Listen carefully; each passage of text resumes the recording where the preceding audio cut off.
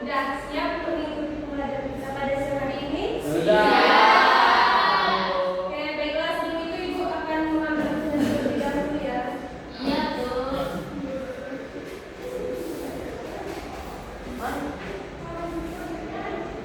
Aditya Asbinallah, Angelina, Audina Rahma,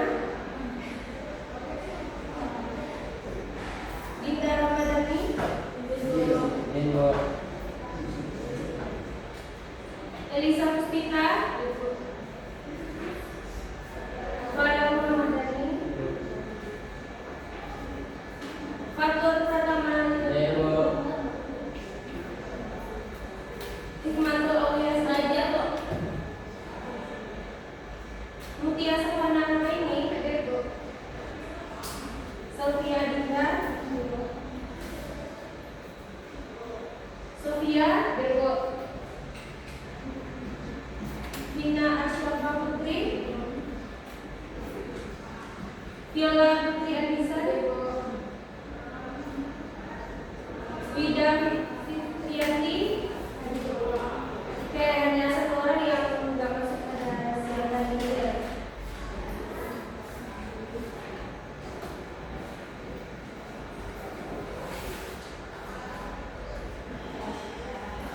Oh ya, baiklah, sebelum kita mulai pembelajaran kita pada siang hari ini, ketua kelas tolong disiapkan untuk berdoa agar pembelajaran kita pada siang hari ini berjalan dengan lancar.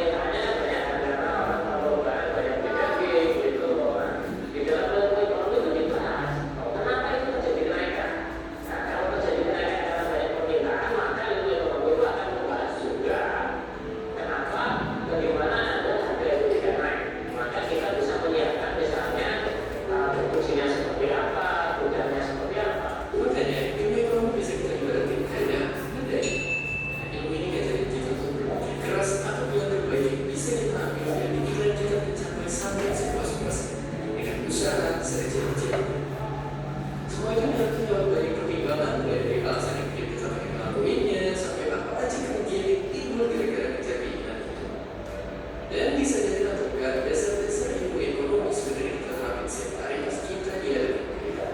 Tapi bedanya kalau punya urusan sama benda ini, tentunya pilihan kita nggak boleh diputusin pakai perasaan aja. Supaya akurat kita bisa pakai angka-angka dan data. Dan ini diterapkan di semua kegiatan yang berhubungan sama keuangan. Kecuali baru muncul urusan besar dan sampai di tingkat negara. Ya, di sini tanggap ilmu ekonomi itu hasil kita. Pastinya wujudnya bukan komentar yang bisa menjawab pertanyaan, melainkan grafik, angka, dan biaya. Ilmu ekonomi jadi alat yang tidak ada untuk menghadapi pilihan dengan sulit tentang mengelola keuangan. Dan itu gak cuma sekarang, tapi juga dari dulu, bahkan hingga masa depan.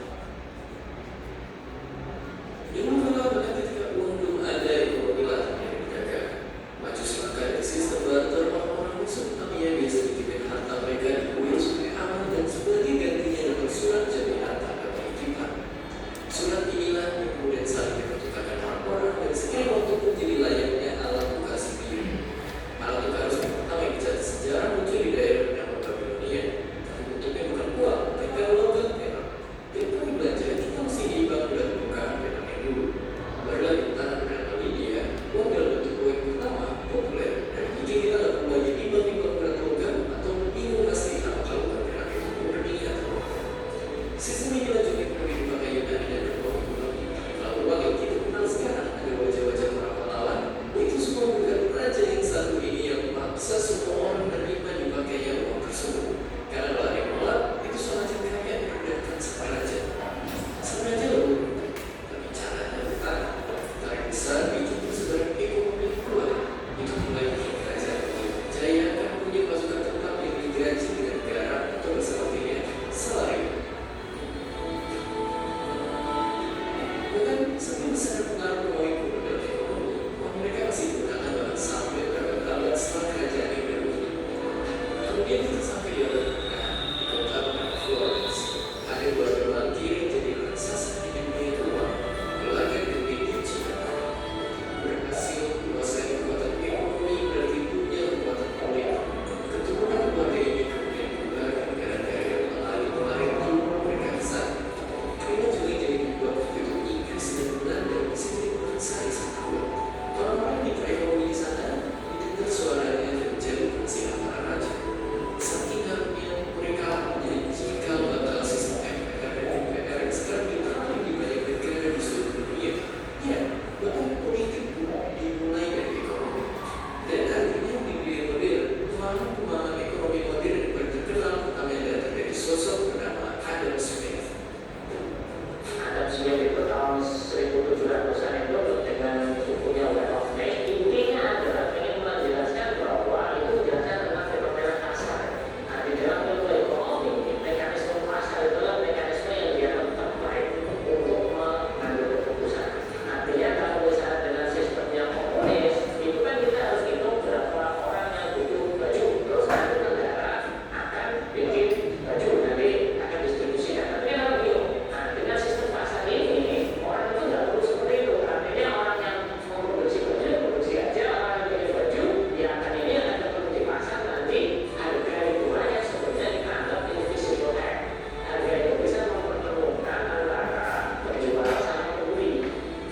Zaman dulu penyebab kemiskinan seseorang cuma ada satu kemungkinan. Ia lahir dari orang tua yang miskin. Kalau seorang kaya bekerja jadi petani, anaknya pun begitu. Akhirnya orang miskin akan tetap miskin, sementara orang kaya akan terus bertambah kaya. Dari sana, kesenjangan terus dan terus bertambah nyata. Tapi jangan berubah, dan ada satu senjata yang bisa bikin nasib berubah. Pendidikan. Belajar ekonomi yang otomatis untuk kita jadi kaya. Tapi dengannya kita bisa maksimalin apa yang kita punya dan mengambil keputusan terbaik dalam hidup kita. Kalau di awal video ini kita cuma bisa memilih, ilmu ekonomi cuma kasih tahu satu hal, bahwa nilai itu bisa diciptakan lewat jasa maupun perdagangan. Dan dari sanalah kita bisa bekerja ke atas kelas ekonomi maupun sosial. Itulah dia ilmu ekonomi yang menjadi alasan suatu bangsa bisa maju, salah satu bangsa bisa hancur kalau nggak pintar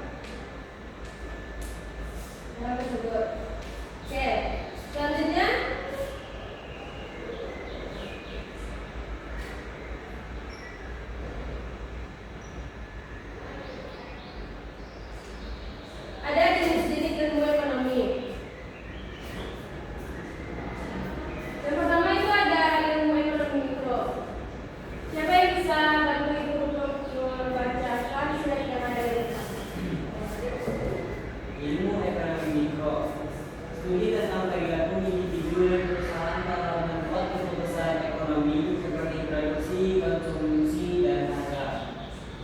Contohnya yaitu PT Indofood membuat keputusan untuk meningkatkan produksi mie instan karena permintaan pasar meningkat. Mereka harus mempertimbangkan biaya produksi, harga jual, dan keuntungan yang meningkat. Kegiatan ekonomi yaitu produksi dan penjualan mie instan oleh PT Indofood. Nah, dari contoh tersebut, kegiatan ekonomi yang dilakukan yaitu produksi dan penjualan.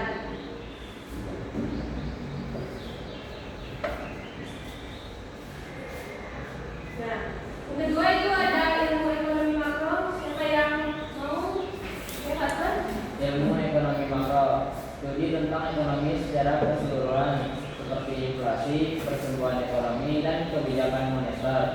Contohnya, pemerintah Indonesia meningkatkan suku bunga untuk mengendalikan inflasi yang meningkat. Hal ini akan mempengaruhi investasi, konsumsi, dan pertumbuhan ekonomi. Kegiatan ekonomi, kebijakan moneter pemerintah untuk mengendalikan inflasi.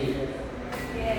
Nah, pada contoh tersebut, kegiatan ekonomi yang dilakukan yaitu kebijakan moneter pemerintah untuk mengendalikan inflasi. Nah, lanjut kepada jenis yang ketiga yaitu ilmu ekonomi deskriptif. Siapa yang mau membacakan slide yang ke depan? Ada yang mau? Yang lain lagi? Atau mau dilihat tunjuk? Iya? Ilmu ekonomi deskriptif, ilmu yang mengumpulkan keterangan-keterangan yang nyata dan relevan dengan masalah ekonomi. Contoh, Badan Pusat Statistik atau BPS mengumpulkan data tentang produksi dan konsumsi beras di Indonesia. Data ini digunakan untuk memahami struktur ekonomi pertanian dan membuat kebijakan yang tepat. Kegiatan ekonominya, pengumpulan data produksi dan konsumsi beras oleh BPS. Oke. Kegiatan ekonomi yang terjadi pada contoh tersebut yaitu pengumpulan data produksi dan konsumsi beras oleh BPS. Nah, itu termasuk ke dalam kegiatan ekonomi konsumen.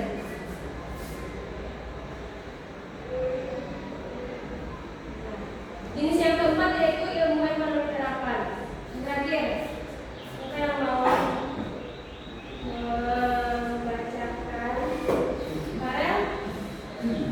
Ilmu ekonomi terapan dapat ilmu ekonomi yang berkaitan dengan menggunakan hasil-hasil pemikiran teori ekonomi untuk menerangkan perjalanan-perjalanan nyata yang dilakukan oleh ekonomi deskriptif. Contoh, pemerintah Indonesia mengumpulkan hasil studi tentang kebijakan pajak untuk meningkatkan pendapatan pemerintahan dan mengurangi kesejahteraan ekonomi. Mereka memutuskan untuk meningkatkan pajak penghasilan untuk meningkatkan pendapatan pemerintah. Kegiatan ekonomi, kebijakan pajak pemerintah untuk meningkatkan pendapatan pemerintahan. Oke.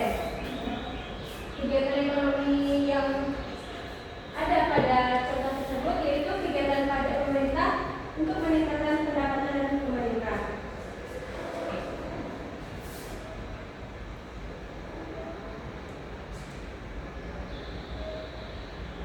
Oke.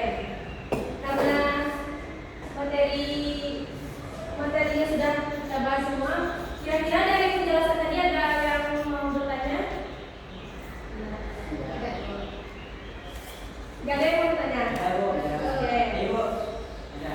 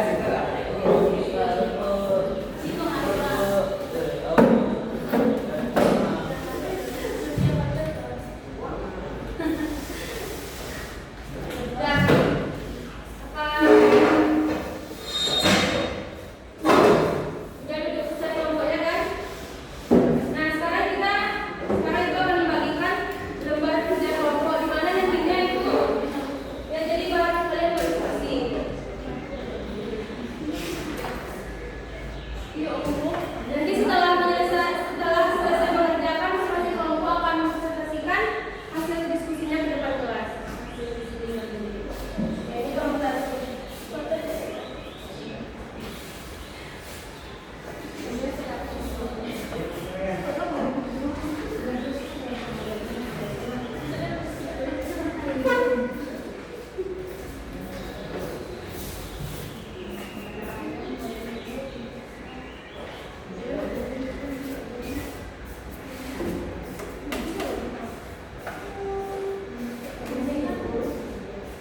diskusinya Berapa menit, Bu? 15 menit, betul kan? Bu. Silakan diskusi dengan teman-teman. Ada yang punya prestasi. Dan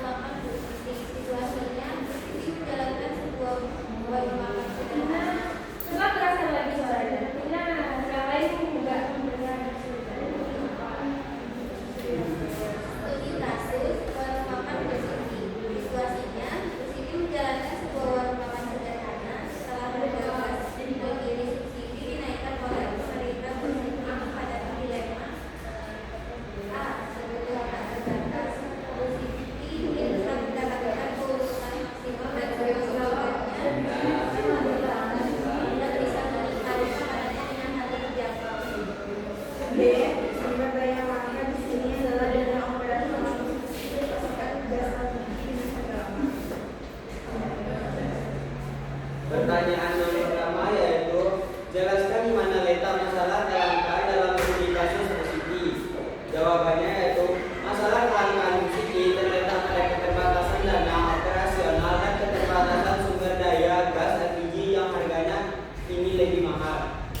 Kelangkaan sumber daya gas LPG sebagai sumber daya untuk produksi ini menjadi lebih langka dalam konteks daya beli Bu Siti karena harganya meningkat.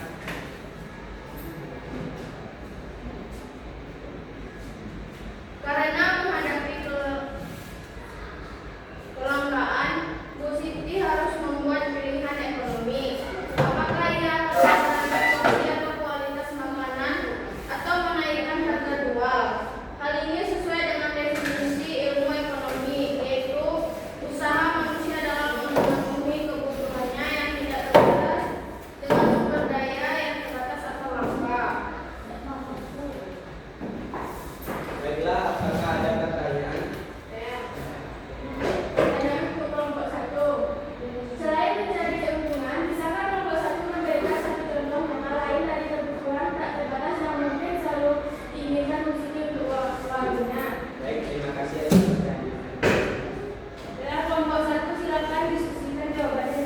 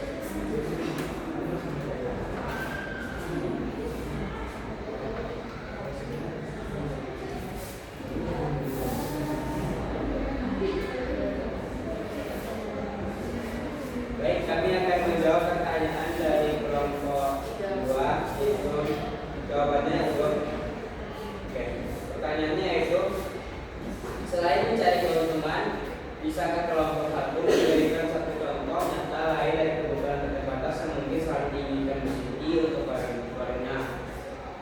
Jawabannya yaitu contohnya adalah kebutuhan untuk terus melakukan modernisasi dan pengembangan bisnis. Bu Siti akan selalu ingin untuk membeli peralatan baru yang lebih efisien, misalkan kulkas hemat energi, mesin kasir modern, untuk memperbaiki tampilan hemat energi agar lebih menarik atau menambah menu baru. Kebutuhan untuk meningkatkan kualitas ini selalu ada, tetapi terhalang oleh sumber daya atau dana yang terbatas. Baik, apakah pertanyaan dari kelompok 2 terjawab? Baik, terima kasih atas semuanya, atas kesempatan sudah diberikan. Kami dari kelompok 1 mohon maaf jika ada kesalahan. Wabillahi hidayah. Wassalamualaikum warahmatullahi wabarakatuh. Beri aplaus.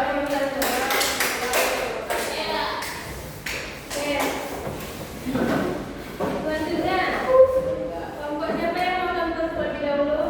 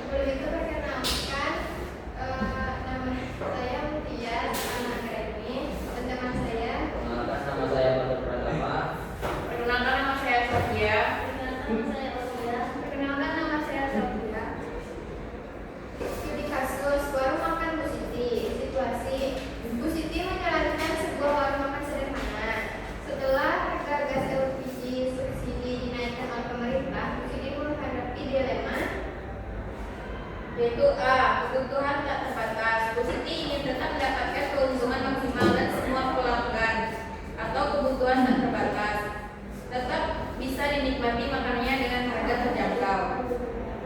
B. Sumber daya langka. Sumber daya yang langka isinya adalah dana operasional, subsidi dan personal strategi dengan harga lama. Pertanyaannya adalah, pemerintah menyatakan bahwa kenaikan harga gas ini bertujuan untuk menghemat anggaran negara secara keseluruhan dan menstabilkan nilai tukar mata uang. Pernyataan pemerintah ini termasuk dalam cakupan ilmu ekonomi mikro atau makro. Jawabannya adalah pernyataan pemerintah tentang penghematan anggaran negara dan stabilisasi nilai tukar mata uang termasuk dalam ekonomi makro. Alasannya, ilmu ekonomi makro adalah studi tentang ekonomi secara keseluruhan yang mencakup masalah-masalah besar seperti kebijakan moneter, stabilisasi nilai tukar, dan kebiasaan yang dilakukan oleh pemerintah adalah sebuah kebijakan ekonomi yang mempengaruhi seluruh sistem ekonomi, bukan hanya satu warung makan saja. Baiklah, ada kelompok yang ingin bertanya. Ada David.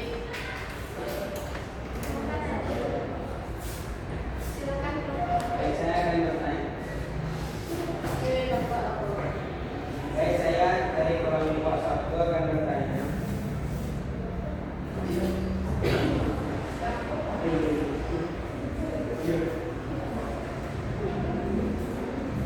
Baik, kebijakan makro pemerintahan bertujuan menghemat anggaran. Apa biaya peluang yang harus ditanggung oleh masyarakat atau sektor tertentu akibat kenaikan harga tersebut? Terima kasih kelompok 1. Nah, kelompok 3 boleh mendiskusikan jawabannya terlebih dahulu.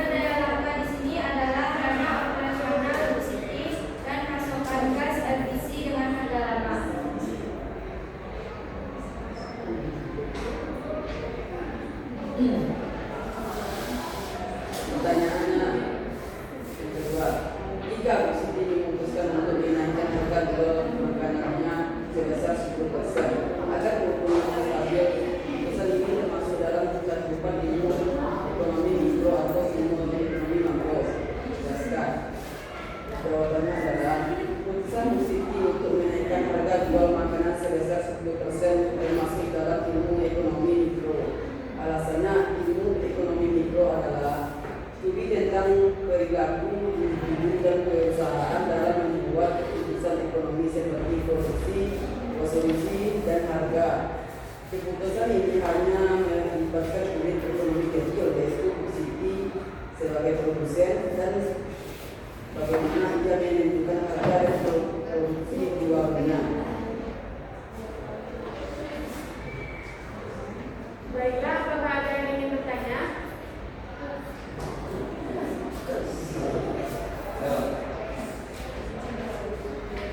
Saya ingin bertanya kepada kelompok 2, yaitu menjelaskan kenaikan harga Ibu Siti adalah mikro. Biasakan kenaikan harga 10% tersebut jika dilakukan oleh semua warung makan se-Indonesia bergeser menjadi perhatian ekonomi makro. Coba jelaskan. Oke, pada nomor 2 boleh diskusikan jawaban tersebut.